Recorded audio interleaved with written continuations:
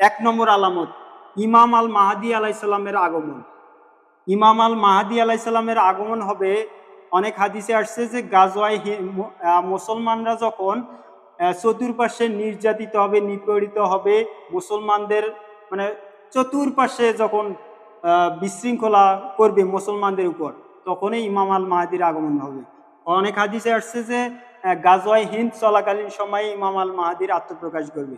ইমাম আল মাহাদি রাসূলুল্লাহ সাল্লাল্লাহু আলাইহি সাল্লামের বংশধর থেকেই হবে।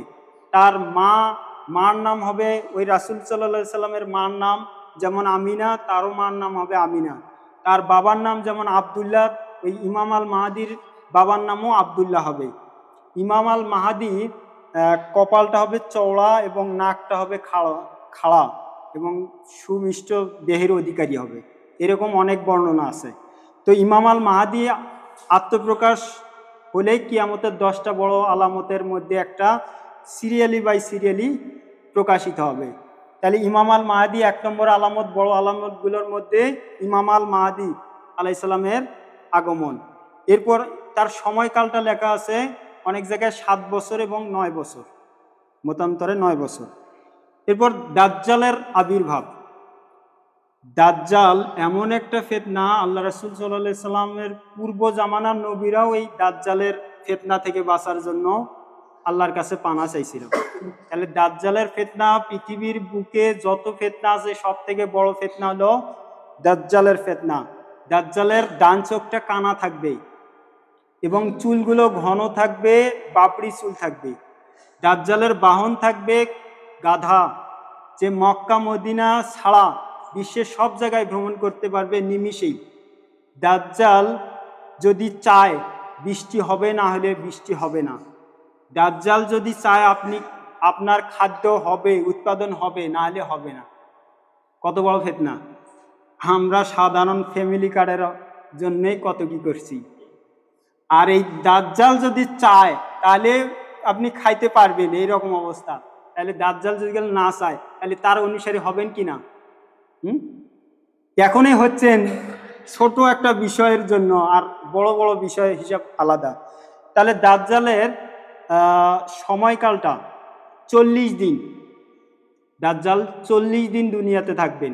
প্রথম দিনটি হবে 1 বছরের সমান, দ্বিতীয় দিনটি হবে 1 মাসের সমান, তৃতীয় দিনটি হবে 1 সপ্তাহের সমান এবং চতুর্থ দিনটি এই এখনকার দিনের মতোই। তাহলে প্রায় 2 বছরের কাছে যাবে প্রায়। তাহলে দাজ্জাল 40 দিনটা কিভাবে ভাগ হবে? প্রথম দিনটা 1 বছর, দ্বিতীয় দিনটা 1 মাস। যেমন এই সময়ে আল্লাহ রাসূল সাল্লাল্লাহু আলাইহি সাল্লামের সাহাবীরা প্রশ্ন করতেন যে দাজ্জালের এই সময়ে নামাজ পড়বো কিভাবে? তখন সময় দেখে দেখে নামাজ পড়ার কথা বলছেন।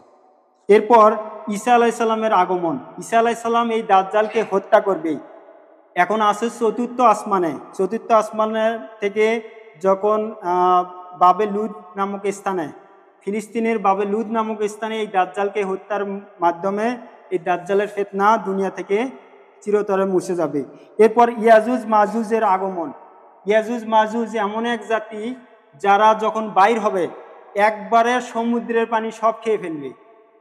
সমাজে এত পরিমাণে বিশৃঙ্খলা করবে যে এই ঈসা আলাইহিস সালাম ওই টাইমে থাকবে। ঈসা আলাইহিস সালাম তার অনুসারীদের নিয়ে তাদের অত্যাচারে ভয়ে তুর পাহাড়ে যা লুকিয়ে থাকবে এবং আল্লাহ তাআলার কাছে দোয়া করবে যে এদের হাত থেকে আমাদের রক্ষা করো। তখন আল্লাহ তাআলা এই ইয়াজুজ মাজুজের ঘাড়ে একটা ভাইরাস দিবে। এই ভাইরাসের ফলে পুরা ইয়াজুজ মাজুজ সব মারা যাবে এবং আল্লাহ তাআলা এক শ্রেণীর পাখি দ্বারা এই ইয়াজুজ মাজুজের এই লাশগুলা পরিষ্কার করবেন এবং বৃষ্টি দিয়ে পরিষ্কার করবেন।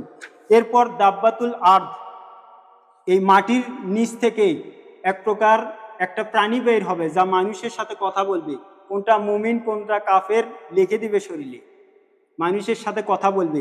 এটা সূরা নমলের 27 নম্বর সূরা নমলের 82 নম্বর আয়াতে এই দাব্বাতুল আরদের কথা বলা হয়েছে।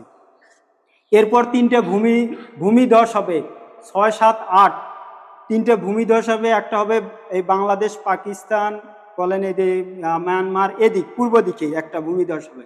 আরেকটা হবে আরব বিশ্বে, যত মিডল ইস্টে এই আরব বিশ্বের একটা ভূমিধস হবে, আর একটা পশ্চিমে বিশ্বে ভূমিধস হবে, মানে পুরো এরিয়াটা তলে যাবে, ডাবে যাবে। এরপর আগুন বের হবে, ইয়ামেন থেকে একটা আগুনের গোলা বাইর হবে, যারা জীবিত থাকবে সবাইকে তাড়িয়ে হাসরের ময়দানের দিকে নিয়ে যাবে। এই আগুনটা যখন আপনারা বিশ্রাম নেবেন, ওই আগুনেও বিশ্রাম নেবে। যখন আপনারা যাওয়া শুরু করবেন, আগুনও আপনাদের পিছনে যাবে। এটা ইয়ামেন থেকে বের হবে। এরপর সূর্য পশ্চিম দিকে অস্ত যাবে, মানে পশ্চিম দিকে উঠবেই। এখন কোন দিকে উঠে? পূর্ব দিকে। তাহলে কিয়ামতের আগে পশ্চিম দিকে যখন উঠবে, তখন আমাদের আর এই তাওবাও কবুল হবে না। তো নাসার একটা গবেষণায় দেখলাম যে এই সূর্য যে পশ্চিম দিকে উঠার সম্ভাবনা, এটা নিয়ে তারা গবেষণা করে বলছে যে আহ্নিক এবং বার্ষিক গতির ফলে কিন্তু দিন আর রাত্রি হয়। আহ্নিক আর বার্ষিক গতির ফলে এই আহ্নিক গতি আর বার্ষিক গতি এত পরিমাণে স্লো হয়েছে, মানে এত ধীর স্থির হয়েছে, যে কোনো সময় পশ্চিম দিকে সূর্য উঠতে পারে। নাসার তত্ত্ব এটা।